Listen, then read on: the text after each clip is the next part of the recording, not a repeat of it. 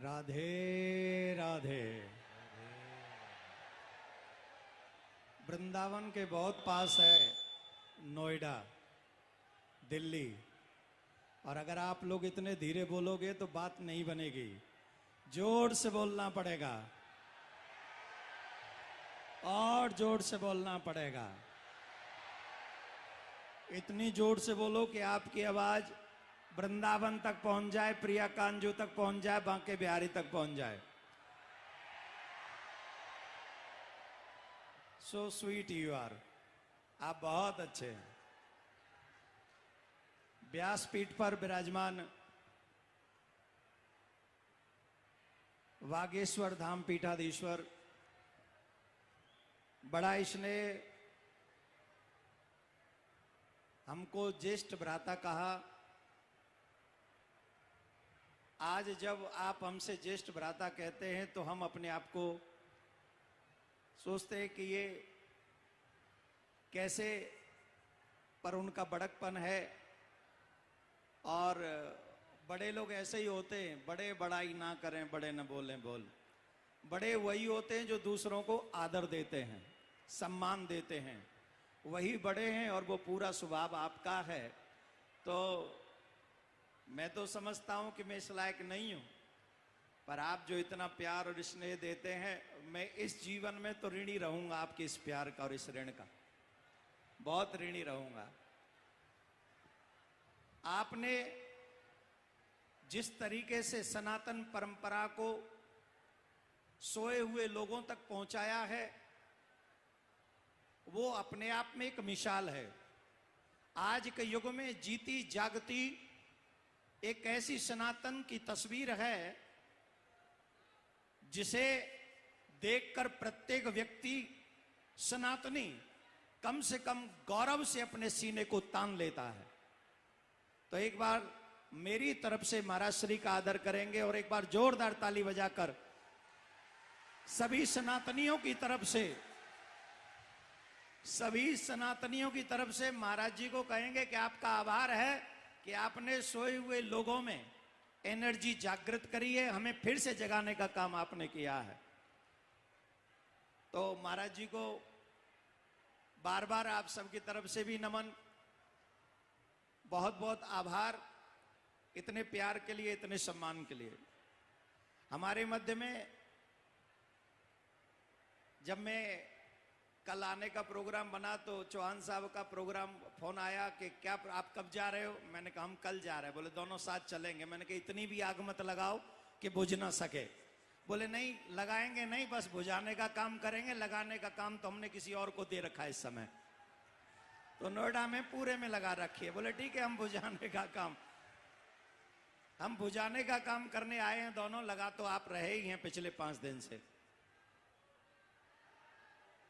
हमारे मध्य में हिंदू शेर श्री चौहान साहब, हमारे अनुज मेरे प्यारे श्री सतमित्रानंद जी महाराज वृंदावन से पधारे, और सभी संतों के चरणों में कोटि कोटि नमन। काटने का काम करने वाले कुछ लोग विशेष भी यहां पर बैठे हैं, तो हम उनका नाम तो नहीं लेंगे, लेकिन आप देख लेंगे यहीं बैठे सफेद कुर्ता पहन के। तो आप सबका बहुत बहुत साधुवाद है, धन्यवाद है। आप सभी जनता जनार्दन को मेरा प्यार भरा राधे राधे। ऐसे नहीं, अगर ऐसे धीरे बोलोगे ना तो निश्चित हमारी आवाज को कोई नहीं सुनेगा। अब आवाज सुनने का नहीं, सुनाने का टाइम आ गया है। जोर से बोलना पड़ेगा और जोर से बोलना पड़ेगा। बहुत बहुत साधुवाद। मैं आपसे 2-3 मिनट एक कुछ बात कहूंगा। कथा तो महाराज जी सुनाएंगे, वैसे उन्होंने कहा है कि मैं कथा सुनाऊं, पर कथा महाराज जी सुनाएंगे। व्यासपीठ उनको प्राप्त है अभी यहां।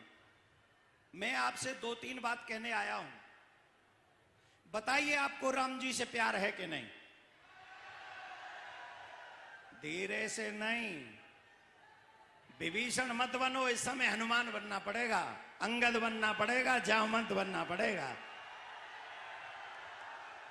राम जी से प्यार है कि नहीं? कन्हैया से प्यार है कि नहीं? बाबा भोले बाबा से प्यार है कि नहीं? हनुमान जी महाराज से प्यार है कि नहीं? मेरे गोविंद कन्हैया से प्यार है कि नहीं? उनके सम्मान के लिए कौन लड़ेगा? उनके सम्मान के लिए कौन आगे अड़ेगा? उनके सम्मान के लिए कौन अपने घर को छोड़कर पूरे विश्व को संदेश देगा? जिन भगवान श्री राम को, जिन भगवान भोलेनाथ को, भगवान श्री कृष्ण को, जिनको हम आदर की दृष्टि से हमेशा पूछते रहे हैं, चाहे उन्हें हम बालाजी कहें, चाहे उन्हें हम गोविंदा कहें, चाहे हम उन्हें नारायण कहें, चाहे उन्हें हनुमान कहें, चाहे राम कहें, कृष्ण कहें, हरि कहें, कृष्ण गोविंद कुछ भी कहें, वो एक ही है। और आप याद करिए, जिनकी पूजा हम रात दिन करते हैं, कुछ विधर्मियों के द्वारा हमारे उसी धर्म को, उसी प्राण को, उसी आस्था को मिटाने का कार्य किया गया। मुझे मालूम है कि मैं यहां पर सिर्फ व्यासपीठ का दर्शन करने आया हूं। कई लोगों को मेरी बात अच्छी भी नहीं लगेगी, पर मैं कहूंगा जरूर, क्योंकि जब तक आप सोते रहोगे तब तक न तुम्हारा सम्मान होगा, न आने वाली पीढ़ी का सम्मान होगा, न तुम्हारे धर्म का सम्मान होगा। और अभी तक ये अपमान इसलिए होता है कि हम सुनते रहे, हम चुप रहे, हम मौन रहे।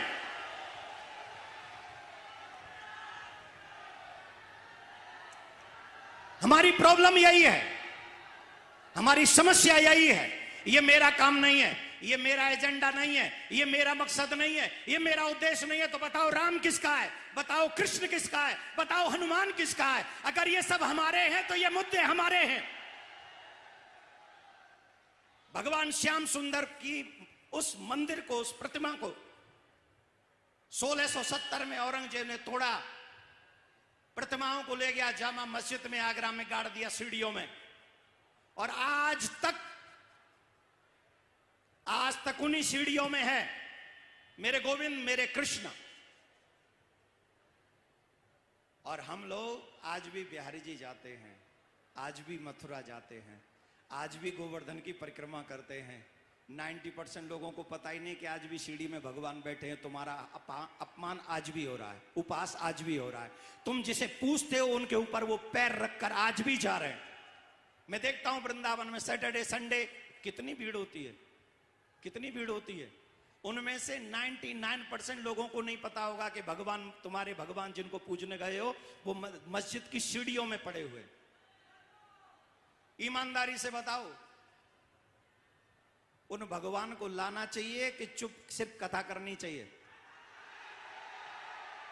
यहां मुझे लगता है सनातन धर्म की सबसे ज्यादा संख्या है। पंडालों में इतनी भीड़ आजकल और कहीं नहीं देखने को मिलेगी जितनी इस समय हमारे भैया के यहां पर टूट पड़ रही है जनता।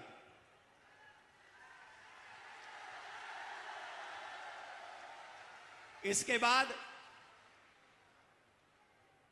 आप बताइए, भगवान लाने चाहिए कि नहीं लाने चाहिए? कौन कौन चाहता है कि भगवान आने चाहिए? कौन कौन चाहता है कि हम भी लाने के लिए एक निमित्त बनेंगे? आप सबसे मेरा आग्रह है, जब हम और आप सब एकजुट होकर अपने भगवान को लाने का प्रयास करेंगे, मैं आपको विश्वास, अभी कुछ दिन पहले, 2-3 दिन पहले मैं बादशाह ग्राम गया था दीदी माँ के यहां। वहां पर पाकिस्तान के ऊपर एक प्रोग्राम था और वहां एक पिता की बात बताई गई थी। जरा ध्यान से सुन लीजिए, 1 मिनट की बात है। सुनाऊं कि बंद करूं? बंद करूं? बंद कर देता हूं। सुनाऊं? एक बाप की 5 बेटियां थी महाराज, 5 बेटी एक बाप की। एक बेटी जो 13 साल की थी उसे उठा के ले गए जल्लाद, और वो बाप उन जल्लादों के आगे गिड़गिड़ाता रहे। पाकिस्तान के हिंदुओं की दशा बता रहा हूं, ये पाकिस्तान के हिंदुओं की दशा आज की बता रहा हूं। 5 बेटियों के बाप की एक बेटी को उठा के ले गए जल्लाद, वो गिड़गिड़ाता रहा। वो वहां तक पहुंच भी गया जहां वो बेटी थी। तो उन जल्लादों ने पता है क्या कहा कि हमारी तुम्हारी बात सिर्फ इतनी है कि 4 को लेके यहां से निकल जाओ, ये 5वीं तो हमारे ही पास रहेगी। अगर कुछ दिन और रहे तो ये 4 भी हम रख लेंगे। ये पाकिस्तान की स्थिति है हिंदुओं की। एक और उदाहरण दे देता हूं। फ्रांस का क्या हाल है अभी?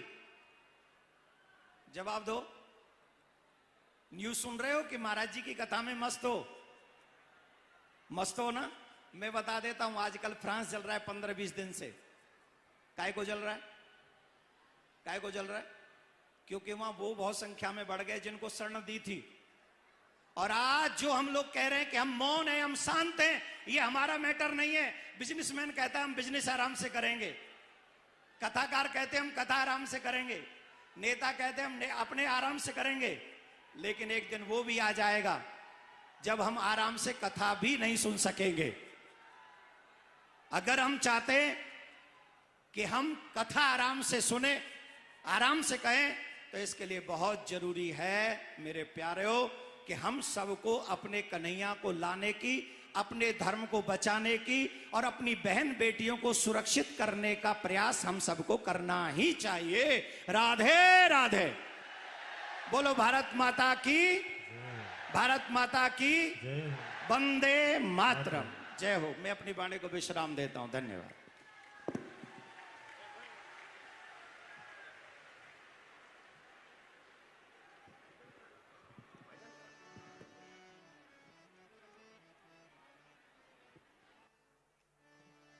अच्छा, एक और भजन संध्या तो कथा के बाद होगी, तब तक कन्हैया मित्तल जी का एक भजन और ना सुन ले, क्योंकि अभी भैया ने बोला तो तुम्हारा जोश बढ़ गया है ना? तो कौन कौन सनातनी हिंदू एक है? तो हम कहेंगे, हाँ मेरे प्यारो सुना, बोल खाटू वाले की, हारे के सहारे की। बोलो प्यारो सुना। अब ये हैदराबाद तक भी सुनाई देनी चाहिए। बागेश्वर धाम की, गंगा मैया की, गायत्री मैया की, गौ माता की, भारत माता की, आज के आनंद की। बागेश्वर पीठाधीश्वर हिंदू हृदय सम्राट धीरेन्द्र शास्त्री महाराज जी हमारे साथ, जिनको मथुरा पीठाधीश्वर कहना चाहिए, क्योंकि जो जिस पीठ की रक्षा करता है वही उसका पीठाधीश्वर होता है।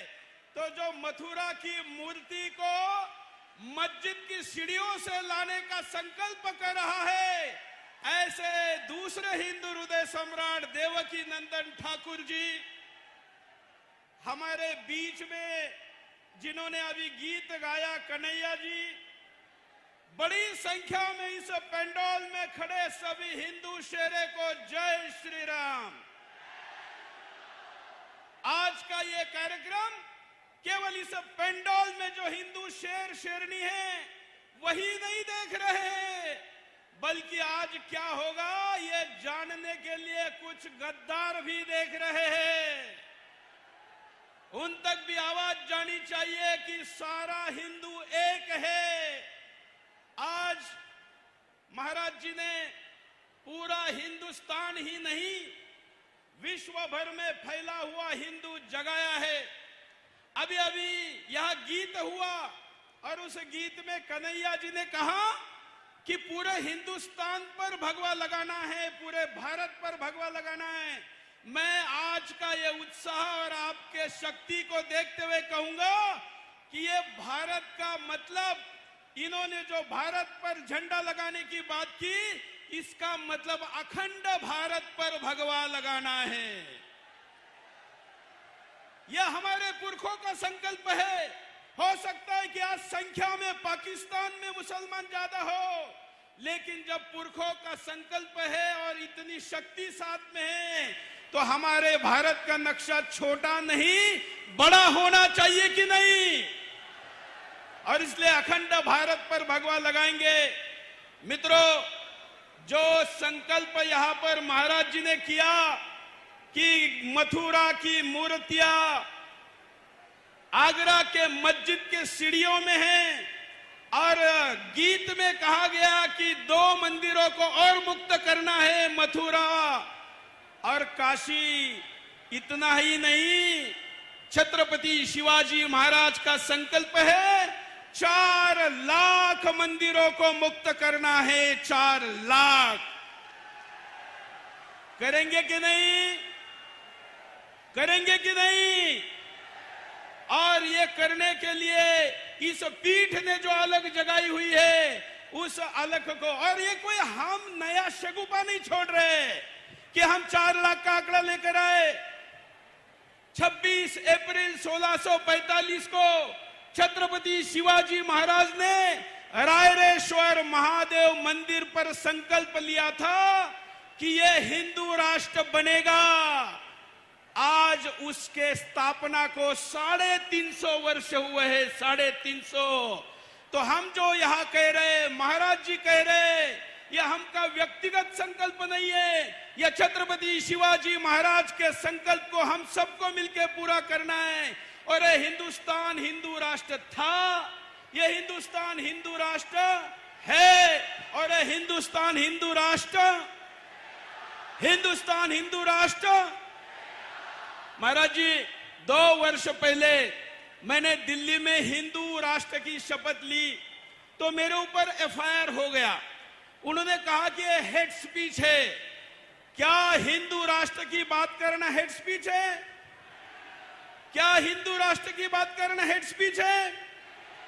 हाँ, हिंदू राष्ट्र की बात करना हॉट स्पीच जरूर है, और वो हम करेंगे। मेरी केस सुप्रीम कोर्ट में गई, मुझे कहा गया कि आप अपने बयान को वापस लेंगे तो आपके ऊपर केस नहीं चलेगी। हमने कहा हिंदू राष्ट्र के लिए अगर फांसी भी देंगे तो भी अपना बयान वापस नहीं लेंगे।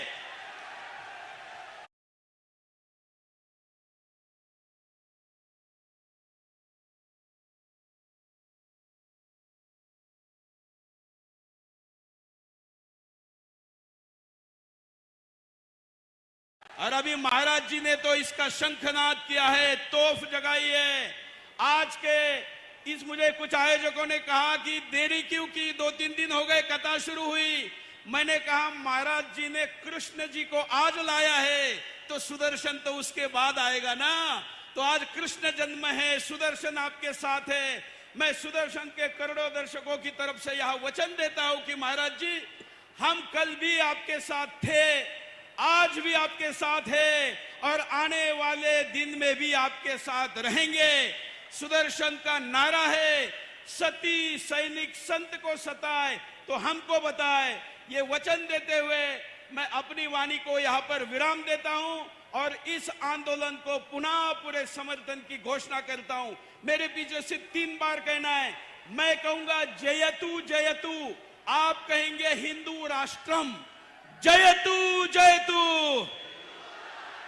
जयतु जयतु, जयतु जयतु। धन्यवाद। जय श्री राम।